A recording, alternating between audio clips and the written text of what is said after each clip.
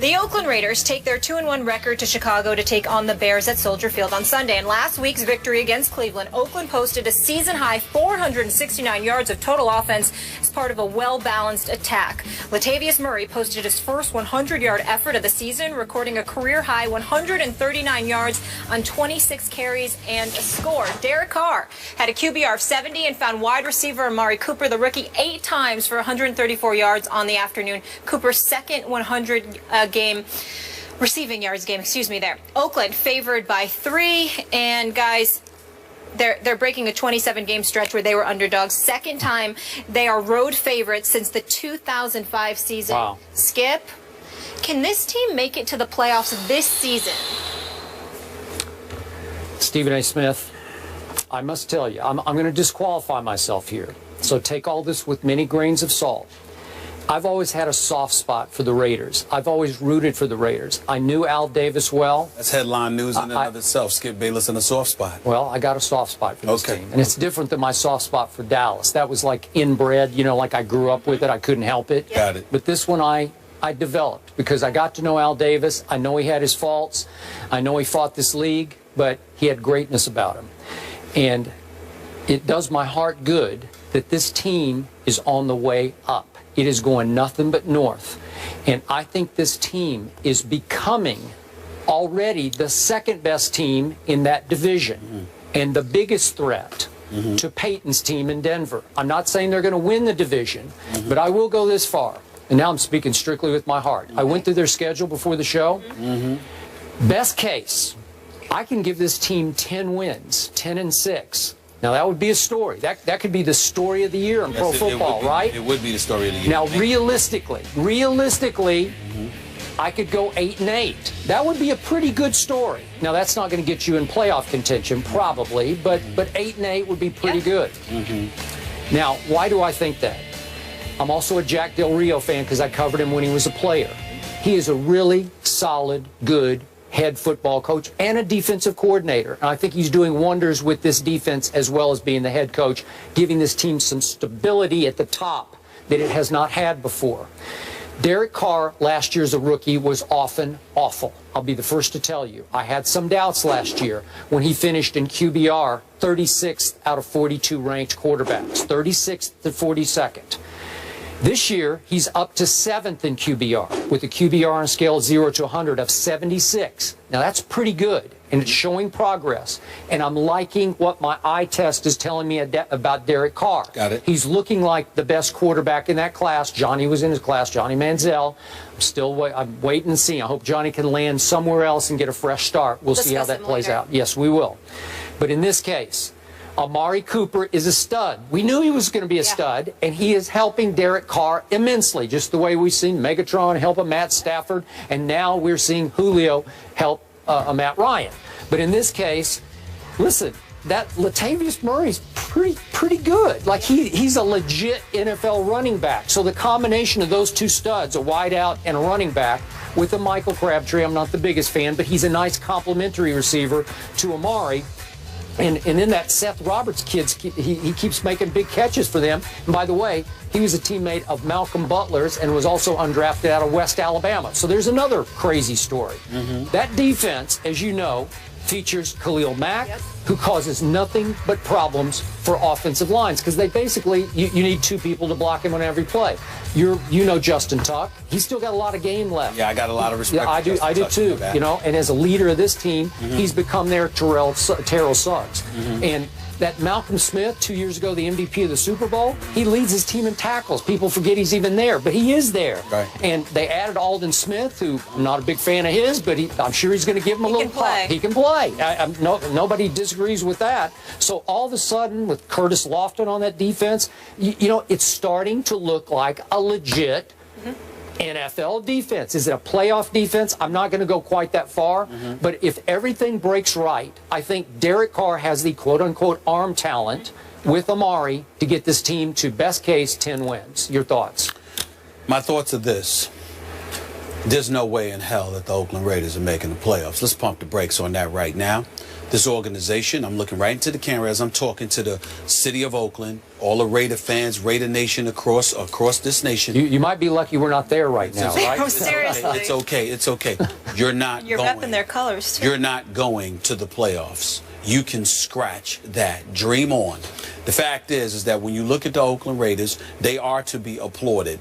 In over the first 3 years under the era of Reggie McKenzie, the GM, who I have chided on many occasions because let's call it what it is. You got to do the job. I knew you weren't going to be great or whatever, but you didn't have to look as bad as you looked. You were 11-37 over the first 3 years at the helm.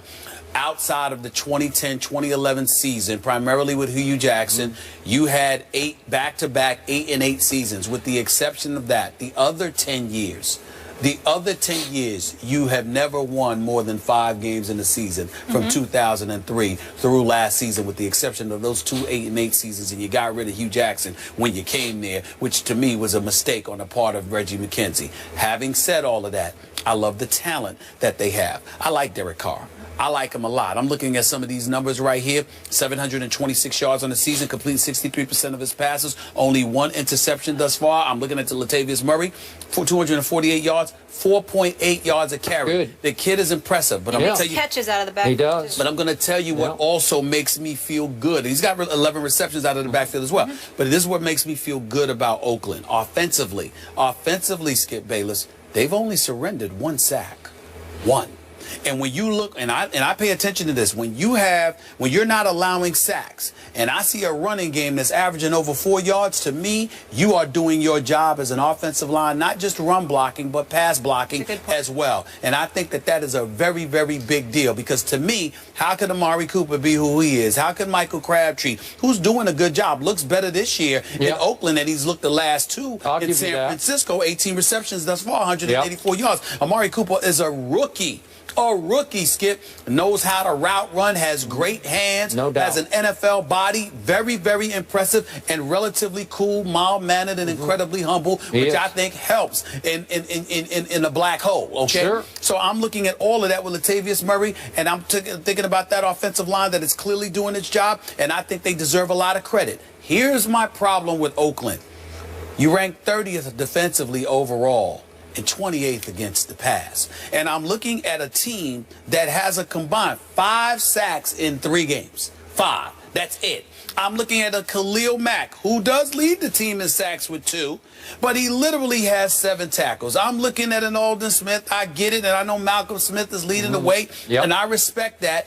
But if you're not sacking anybody, okay, because 5 sacks in 3 games ain't that much. If you're not sacking anybody, if you're not getting to the quarterback, and on top of that all, your Achilles heel is your pass defense. How you can get to the quarterback, how you can sit there and defend against the pass. Then I got issues with you, because this is the West that we're talking. I'm sorry, this is the AFC West, and this is the AFC overall that we're talking about. And last but not least, then we get to the schedule. Congratulations, y'all will go up to 3-1, because after all, you're playing the Chicago Bears. Hope Jay Cutler comes there, because that'll make it even better for you. Let me throw that out there. But outside of Chicago, Jimmy Clausen? You know what? Listen, let me tell you something right now. Jay Cutler. Wait, would you rather play Jimmy Clausen or Jay Cutler? It depends. It does not depend. I'm going to tell you what it depends on. I'm going to tell you what it depends on. As bad as Jimmy Clausen is, because of a talent perspective, we just don't listen. All he has to do is not turn the ball over. In the case of Jay Cutler, you have to pray, number 1, that he won't turn the ball over, but number 2, and more importantly, is he interested in playing this Sunday? When he's interested in playing, here we go again. But when he's not, this that's what it is. Gratuitous. So, yes, it is. It's completely gratuitous. Yes, it is. But let me get to the schedule. After you go up 3-1, I mean, I'm just playing around, because Chicago's defense could do some things, but let's say you go 3-1. Next? Then after that, you got Denver. Well, wait, don't just gloss over it. Denver is coming to the black hole. I know that. You don't think that'll be a big game if they're 3-1? I think it'll be a big game. I just think they'll lose. I'm just talking about Oakland. I don't know. I'm not sure about that. Well, you go ahead and pick Oakland in that game. I might. Be my guest. Be my guest. I dare you. Okay. I double dare you. But here's the deal. Then they got a road game at the Chargers. They got a home game at the Jets, which they could and should win. You got a road game against Pittsburgh. You got a home game against Minnesota, which you could and should win. Yeah. Then you got road games against Detroit and Tennessee. I think you could win both of them. I think you'll lose one. All You'll right. split, okay? You got Kansas City at home. Maybe. You got Denver on the road. You got Green Bay, San Diego, and Kansas City. I see the Oakland Raiders. I see the Oakland Raiders losing 4 of their last 5 games. So I think that it's the potential there for an 8-8 or a 9-7 season. Okay, well that's. But I said 10. That ain't gonna be enough to make the playoffs. That ain't gonna be enough to make the playoffs. Okay, that's why I said all you right. ain't making the playoffs. Hey. You'll have an improved season, but you ain't making the playoffs. But if the Oakland Raiders go 9-7, that would be tremendous. I really. I mean, hey, it's good. It's a beautiful thing, but they ain't going to the playoffs. You can cancel that dream. Okay, you know, but- playoffs. So your with issue black is hole. mostly defense and the organization. Well, not the organization anymore, because you see some of the pieces that they're putting together, and Reggie McKenzie deserves credit. Okay. I've insulted him enough. Let me give him compliments where compliments due. I'm a fair-minded person. Okay. The man has stepped up, and some of the talent he's added to this team. I mean, Derek Carr, Amari Cooper, Khalil Mack, those are, you got at least 2 box office dudes. So and mostly Derek defense. Carr is no scrub. No. So it's really about their defense against the pass. okay. And that's so, my problem. So if they go 9-7 and we do wind up maybe back in at Golden State for the NBA Finals, I think you would have to apologize to those folks. No. Yes, you would. After all the ridicule you've heaped on this team. I specifically said, first of all, let me tell you something right now. One of my dreams is to watch a game in the black hole with the folks in the black hole. I love that stuff. I think Why don't you? I think I'm just saying I got other priorities in this day and age of We my can make life. that happen. I have several dreams. I'm a dreamer. But the point is that I look at the Oakland Raiders. I love their fan base. I love the fan base in that city. I admire them. I think they've been shortchanged by their football team. I think they're going in the right direction now. They deserve credit. I'm just saying, don't expect to be playing in January. Your last regular season game is January 3rd. Look forward to that game in January, because it will be your last game of the season. Well, that's nice. I mean, they're coming from nowhere near you. That's Ridicule them fine. I'm not ridiculing them. I'm just saying you're not going to the playoffs. Well, Skip Bayless trying to give you hope. I'm not. This ain't Christmas. Okay. This is Saying this is there's a October. chance. This is the end of But I'd September. say the odds This are ain't way in your Christmas. favor on This this. ain't Christmas. To say they're not All right? gonna make the I'm not playoffs. interested in giving out Okay. gifts. They ain't going to the playoffs. Let's Can I get say that out the one way. thing, though? That first game they lost, we all seem to forget that Derek Carr went down in the second He quarter. did. Okay, we did. So it was a huge We did. lopsided Matt loss, but he McGloin. wasn't playing. Matt Yeah. That is And I very think a lot of fair. people forget that. That is very fair. You ain't going to the playoffs. All right. All right? Let's not lie to We're the going to talk American about public. your quarterback situation now, okay? Ben Roethlisberger out, Michael Vick in. What do the guys expect from Vick while Roethlisberger is out? Ryan Clark knows a thing or two about the Steelers. What does he I want? think he spent 7 years with them. And what is He's he gonna wearing join us today? next. Where is he? What's Ryan Clark wearing I don't know. today? Is GQ That's what gonna I call? want to know.